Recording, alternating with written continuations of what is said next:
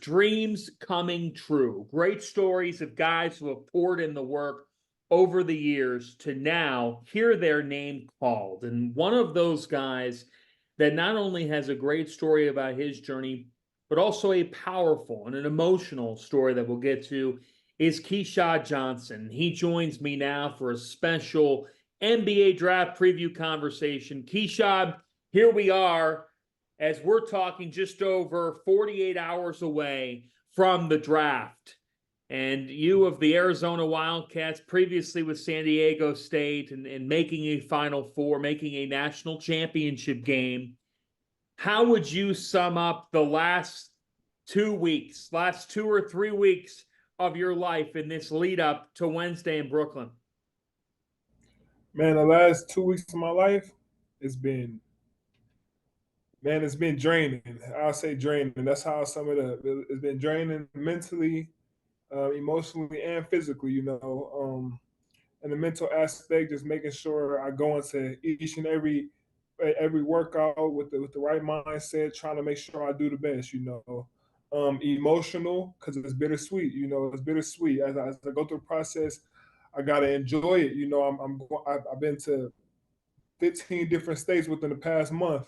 So that's crazy. I gotta enjoy it. A lot of people want to be in my shoes, so I just gotta be grateful that I'm here. But I'll say it's bitter because it's taxing. It's taxing on the body and everything like that. So going into each and every workout, just trying to make sure I get treatment, trying to make sure I'm staying at the best of my abilities. Making sure I could go out there and perform my best. Keshad, I alluded to it by introducing you.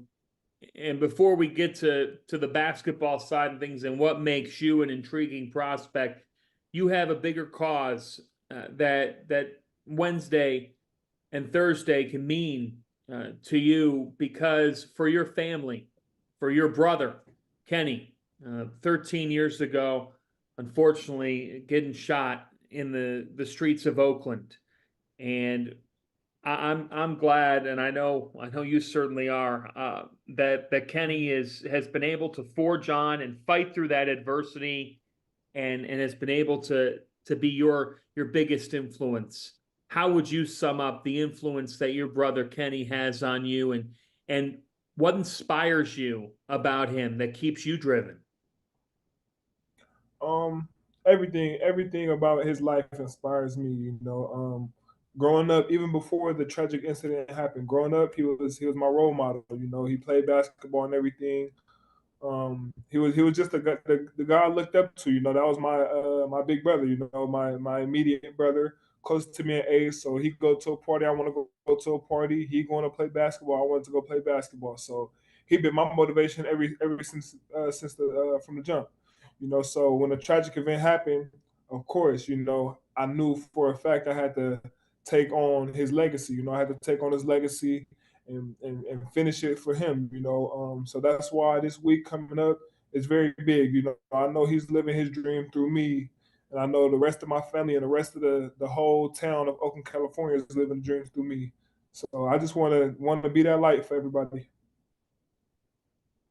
Keshad, tell the people out there about your brother in terms of I don't want to go back to that tragic incident, but what he was told after that. And what he's been able to do since then. It's my understanding at one point he was told he would never walk again. Instead, what's he done? Yeah, I mean, when it first happened, he was shot 10 times, 10 times out of about 30 something shell cases that was on the ground at the scene.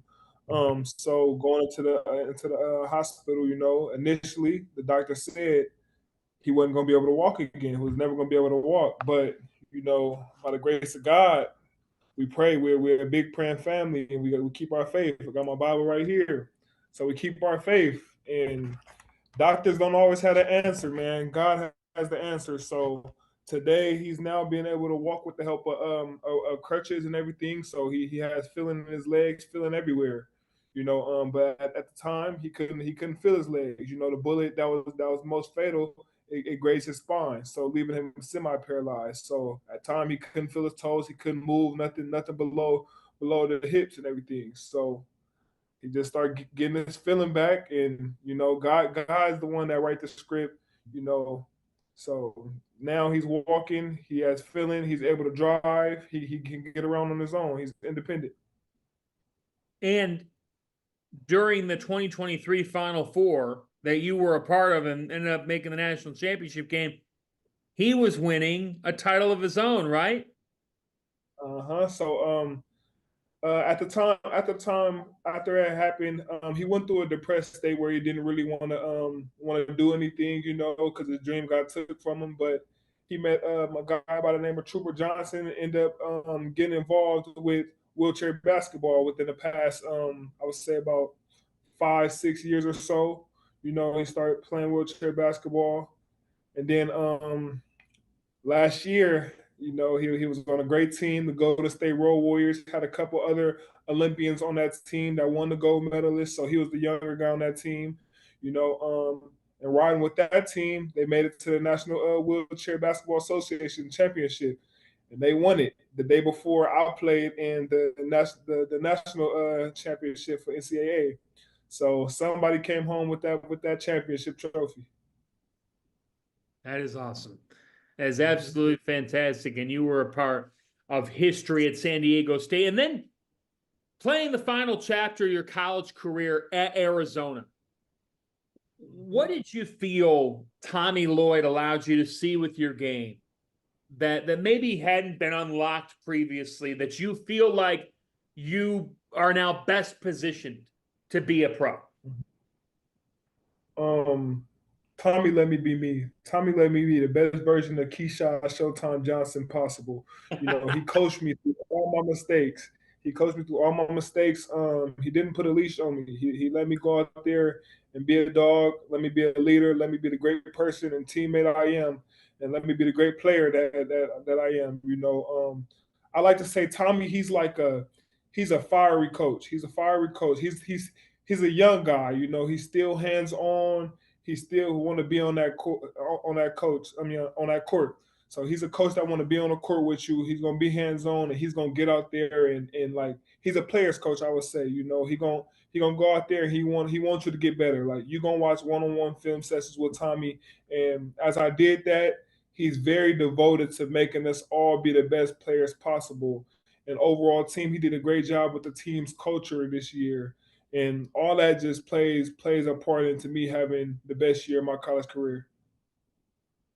You pride yourself on defense, being able to pick up a variety of positions, being switchable, and really being great off the ball as a defender as well.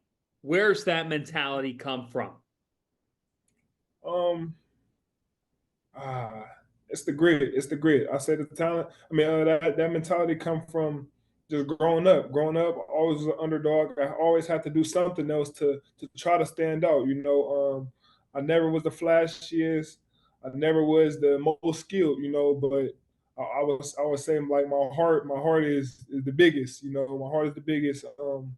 My toughness is there's no limit to my toughness and everything. So I take pride in just being that guy, that's just tough, overall.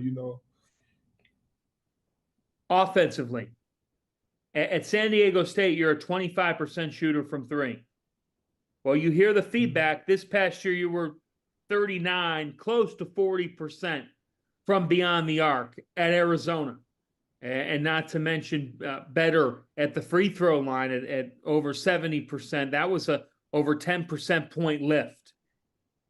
Keshad, was that part of your mentality here? And has that been part of your mentality to be able to silence those questions that people may ask? Can he shoot it? Can he shoot it? Yeah. I mean, me, just the work I put in throughout the years, I know I could shoot it. I know who I am as a player. I know the amount of blood, sweat, and tears I put into this game of basketball. And with Arizona, with the transfer, the biggest thing is just the opportunity and the confidence that I had just from the whole Arizona coaching staff to go out there and showcase my talent, the things that I work on, my God given talent and everything. But at San Diego State, I was the best. I was the best Aztec I could ever be for them. You know, I did the best job. I played my role the best I could for them. But I know I just needed something a little more than what San Diego State allowed me to do. So I took that leap of faith, let my wings spread, and Arizona let me be me. Let me be the best version of Keshad Johnson. Showtime. How So, many interviews have you done with teams? mm, total interviews, I probably did about 19 total interviews. Yeah. And when you're in those interviews, what is your hope? Mm. Um, my hope, and when I go into those interviews, is that they understand that everything I say is really authentic. Like I feel like I'm a real authentic person, um, real well-rounded guy. You know, like I just try to live. I take pride in just my character. I take pride in my character. So I hope every time I leave a room, whether it's an interview with the NBA organization teams or just a homeless person on the street, I just hope that everybody leave knowing that I'm a good person that's still working to try to be as great as I can, but make sure I'm genuine. Hopefully everybody feel like I'm genuine. What's the draft night days, with it being 2 days? What's the plan for the Johnson family? What will you be doing?